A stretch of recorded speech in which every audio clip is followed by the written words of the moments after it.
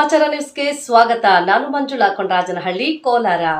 ಮುಂದಿನ ದಿನಗಳಲ್ಲಿ ಶಿಡ್ಲಘಟ್ಟ ವಿಧಾನಸಭಾ ಕ್ಷೇತ್ರ ಬಿಜೆಪಿ ಪಾಲಾಗಲಿದ್ದು, ಜಿಲ್ಲೆಯ 5 ಕ್ಷೇತ್ರಗಳಲ್ಲಿ ಬಿಜೆಪಿ ಪಕ್ಷವನ್ನ ಅಧಿಕಾರಕ್ಕೆ ತರುವ ಗುರಿ ಹೊಂದಿದ್ದೇವೆ ಎಂದು ಬಿಜೆಪಿ ಜಿಲ್ಲಾಧ್ಯಕ್ಷ ಸಿಕಲ್ ರಾಮಚಂದ್ರಗೌಡ ತಿಳಿಸಿದರು.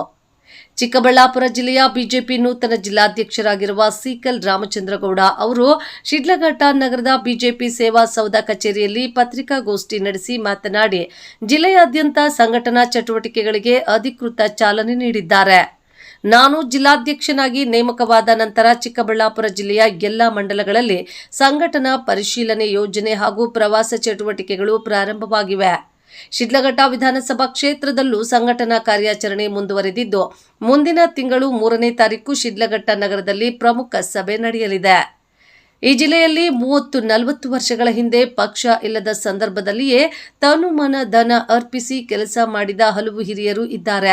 ಅವರನ್ನೆಲ್ಲ ಮತ್ತೆ ಸಂಪರ್ಕಿಸಿ ಮಾತುಕತೆ ನಡೆಸಿ ಸಂಘಟನೆಯಲ್ಲಿ ಚುರುಕಾಗಿಸುವ ಕೆಲಸ ನಾವು ಆರಂಭಿಸಿದ್ದೇವೆ. ಹಲವರು ಯಾವುದೇ ಕಾರಣಗಳಿಂದಾಗಿ ದೂರ ಇದ್ರೂ ಈಗ ಮತ್ತೆ ಜೋಡಿಸಿಕೊಳ್ಳುವ ಸಂದರ್ಭ ಬಂದಿದೆ. ಅವರಲ್ಲಿ ಆಸಕ್ತಿ ಇರುವ ಎಲ್ಲರನ್ನೂ ಒಗ್ಗೂಡಿಸುತ್ತಿದ್ದೇವೆ.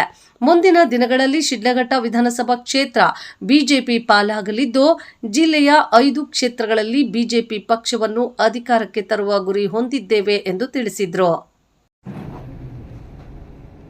ಮಾಧ್ಯಮ ಮಿತ್ರರಿಗೆಲ್ಲ ಶುಭೋದಯ. ಅದೇ ರೀತಿ ಚಿಕ್ಕಬಳ್ಳಾಪುರ ಜಿಲ್ಲೆಯಲ್ಲಿ ಬಿಜೆಪಿಯ ಜಿಲ್ಲಾಧ್ಯಕ್ಷರ ಸ್ಥಾನಕ್ಕೆ ನನ್ನ ನೇಮಕಾತಿ ಮಾಡಾದ್ಮೇಲೆ ಈ ಒಂದು ಜಿಲ್ಲೆಯಲ್ಲಿ ಸಂಘಟನೆಯ ಪರ್ವ, ಸಂಘಟನೆ ಹೊಸ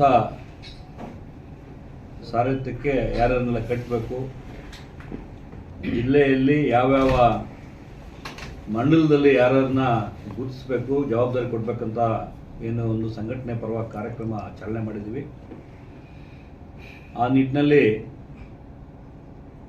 ನಮ್ಮ ಶಿಡ್ಲಘಟ್ಟ ವಿಧಾನಸಭಾ ಕ್ಷೇತ್ರದ ಸಂಘಟನೆಯ ಪರ್ವನ ಕೂಡ ನಾವು ಇವಾಗ ಕಾರ್ಯಾಚರಣೆ ಮಾಡೋಕ್ಕೆ ದಿನಾಂಕಗಳನ್ನು ಇವತ್ತು ಪ್ರಕಟಣೆ ಮಾಡ್ತಾ ಇದ್ದೀವಿ.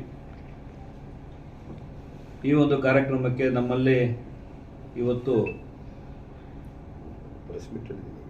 ನಮ್ಮ ಮಾಜಿ ಶಾಸಕರಾದ ರಾಜಣ್ಣವರು, ನಿಕಟಪೂರ್ವ ಅಧ್ಯಕ್ಷರಾಗಿರ್ತಕ್ಕಂಥ ಮಂಡಲ ಅಧ್ಯಕ್ಷರು ಸುರೇಂದ್ರ ಗೌಡರು, ಕನಕ ಪ್ರಸಾದ್ ಅವರು, ನಮ್ಮ ಕೌನ್ಸಿಲರ್ ನಾರಾಯಣಸ್ವಾಮಣ್ಣವರು, ನಮ್ಮ ಪಕ್ಷದ ಮಂಡಲ ಅಧ್ಯಕ್ಷರು, ನಗರದ ಅಧ್ಯಕ್ಷರು, ಎಲ್ಲ ನಮ್ಮ ಮುಖಂಡರು ಕೂಡ ನಮ್ಮ ಜೊತೆ ಇವತ್ತು ಪತ್ರಿಕಾ ಮಾಧ್ಯಮದಲ್ಲಿ ಅವರು ಉಪಸ್ಥಿತಿ ಇದ್ದಾರೆ. ನಮ್ಮ ಬಿಜೆಪಿಯ ಸಂಘಟನಾ ಪರ್ವ ಕಾರ್ಯಕ್ರಮಕ್ಕೆ ಮಂಡಲವಾರು ನಾವೊಂದು ಪ್ರವಾಸ ಇದೇ ತಿಂಗಳಲ್ಲಿ ಹಮ್ಮಿಕೊಂಡಿದ್ವಿ. ಸಂಘಟನೆ ಬಿಜೆಪಿಯಲ್ಲಿ ತಮ್ಮ ಮುಖಾಂತರ ನಮ್ಮಲ್ಲಿರ್ತಕ್ಕಂಥ ಎಲ್ಲ ಸಾಕಷ್ಟು 40, 50, 30 ವರ್ಷದಿಂದ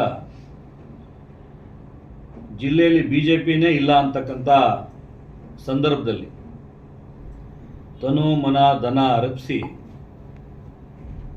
ಸಾಕಷ್ಟು ಸ್ವಯಂ ಸೇವಕ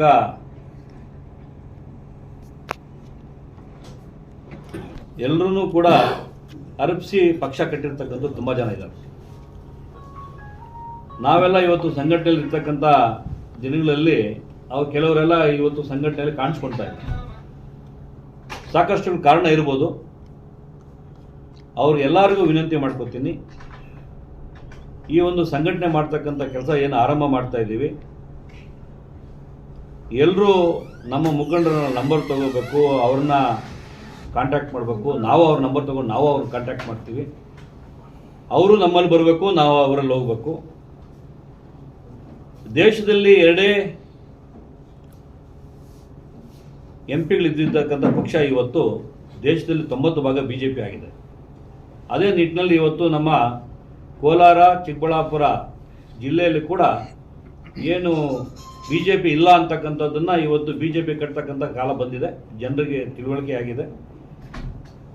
ರಾಷ್ಟ್ರದಲ್ಲಿ ಬಿಜೆಪಿಯ ಸಿದ್ಧಾಂತ, ಬಿಜೆಪಿಯ ನಾಯಕತ್ವ ಇವತ್ತು ಒಪ್ಪಿ ಕೂಡ ಈ ಒಂದು ನಮ್ಮ ಕ್ಷೇತ್ರದಲ್ಲಿ ಕೂಡ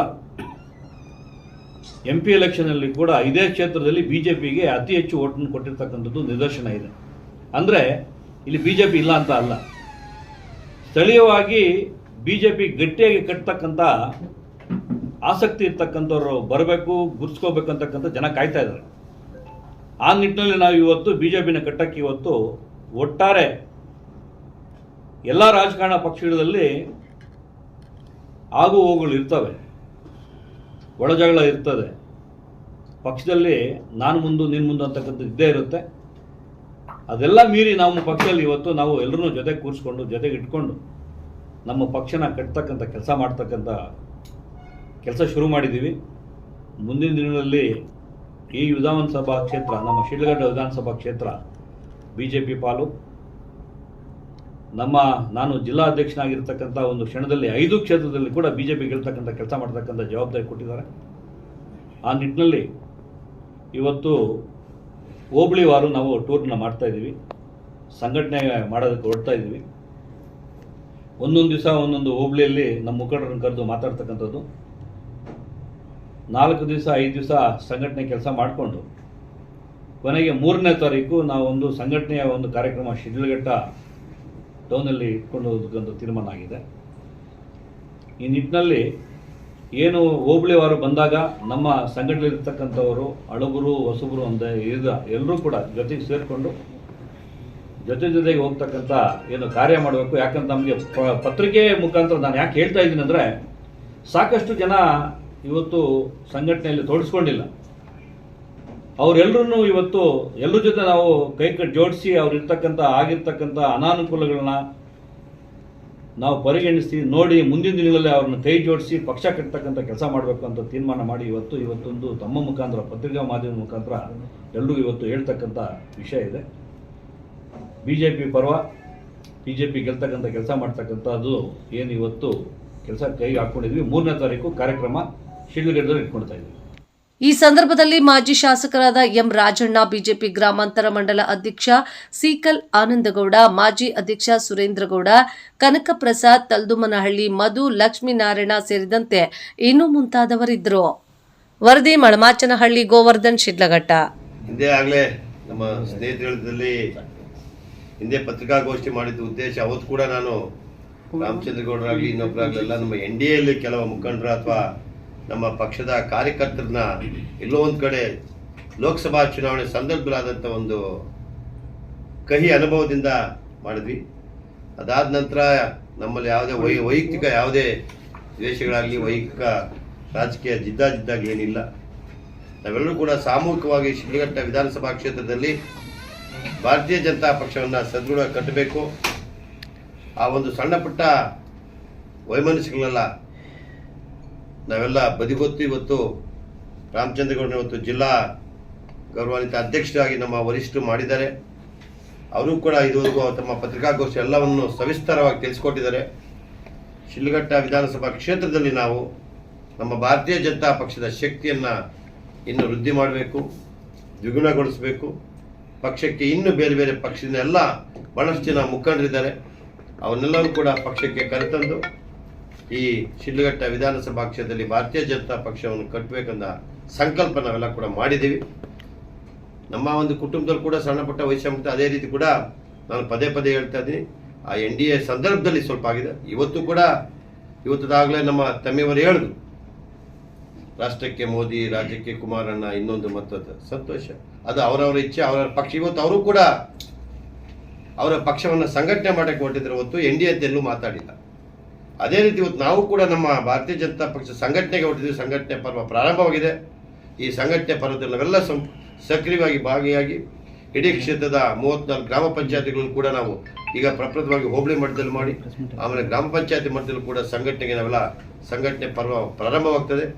ಎಲ್ಲ ಪದಾಧಿಕಾರಿಗಳು ಕೂಡ ಯಾರು ಸಕ್ರಿಯವಾಗಿ ಪಕ್ಷಕ್ಕೆ ಶಕ್ತಿ ಇದೆ, ಪಕ್ಷಕ್ಕೆ ನಿಷ್ಠೆಯಾಗಿರ್ತಾರೆ, ನಾಯಕತ್ವಕ್ಕೆ ನಿಷ್ಠೆ ಆಗಿರ್ತಾರೆ ಅಂಥವರು ಕೂಡ ಪಕ್ಷದಲ್ಲಿ ಗುರುತಿಸಿ ಅವನು ಕೂಡ ಪದಾಧಿಕಾರಿ ಮಾಡಬೇಕಂತ ನಾವೆಲ್ಲ ಚಿಂತನೆ ಮಾಡಿದ್ದೀವಿ. ಆ ನಿಟ್ಟಿನಲ್ಲಿ ಪಕ್ಷವನ್ನು ಸದೃಢವಾಗಿ ಕಟ್ಟಕ್ಕೆ ನಾವೆಲ್ಲ ಪ್ರಾಮಾಣಿಕವಾಗಿ ಕೆಲಸ ಮಾಡ್ತೀವಿ.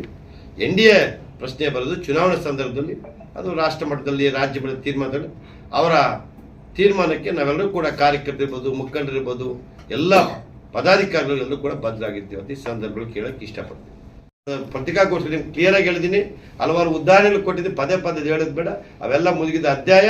ಮುಂದೆ ನಾವು ಪಕ್ಷವನ್ನು ಸದೃಢವಾಗಿ ಕಟ್ಟಿ ಈ ಶಿಡ್ಲಘಟ್ಟ ವಿಧಾನಸಭೆಗೆ ನಿಮ್ಮೆಲ್ಲರ ಸಹಕಾರ, ಜನರ ಆಶೀರ್ವಾದ, ಮತದಾರರ ಆಶೀರ್ವಾದದಿಂದ ಬಿಜೆಪಿ ಶಕ್ತಿಯುತ ಬೆಳೆಸಿ ಮುಂದಿನ ವಿಧಾನಸಭಾ ಚುನಾವಣೆಯಲ್ಲಿ ಮುಂದೆ ಬರುವಂಥ ಗ್ರಾಮ ಪಂಚಾಯತ್ ಇರ್ಬೋದು, ತಾಲೂಕ್ ಪಂಚಾಯತ್, ಜಿಲ್ಲಾ ಪಂಚಾಯತ್ ಭಾರತೀಯ ಜನತಾ ಪಕ್ಷದ ಹೆಚ್ಚು ಬಹುಮತವನ್ನು ಗಳಿಸಿ ಹೆಚ್ಚಿನ ಸ್ಥಾನವನ್ನು ಗಳಿಸಬೇಕು ನಮ್ಮೆಲ್ಲ ಮೂಲ ಉದ್ದೇಶ.